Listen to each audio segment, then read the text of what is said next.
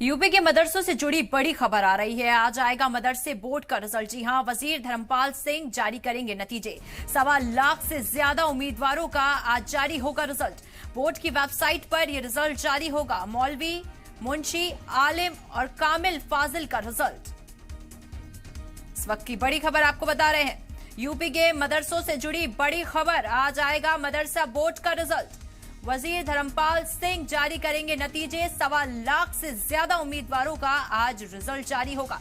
तो यानी 1.25 से ज्यादा ऐसे लोग हैं जिनके मुस्तकबिल का फैसला होगा। बोर्ड की वेबसाइट पर जारी होगा रिजल्ट।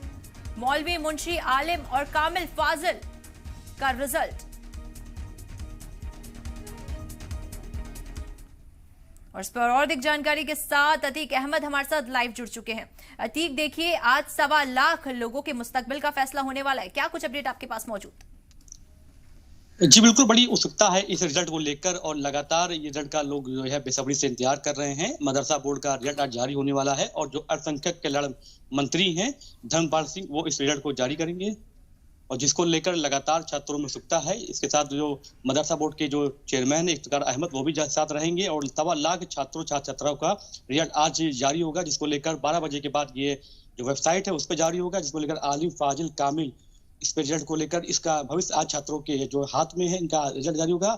और इसमें लगातार लोगों में बेचैनी है कि कैसे इनका रिजल्ट जितनी बजे आएगा, उसके बाद कितनी परसेंटेज आएगा। इसको लेकर प्रेस कॉन्फ्रेंस भी की जा सकती है और बड़े स्तर पर 1.25 लाख छात्र छात्राओं ने इसको लेकर एग्जाम दिया था, उसका आज रिजल्ट आएगा। जी देखिए, बोर्ड का रिजल्ट है, बच्चों के अंदर डर भी देखा जाता है। जिस तरीके से बच्चों में डर देखा जाता है, उसको देखते हुए क्या अभी वहां पर माहौल बन रहा है या फिर क्या तस्वीरें वहां पर सामने आपको देखने को मिल रही हैं?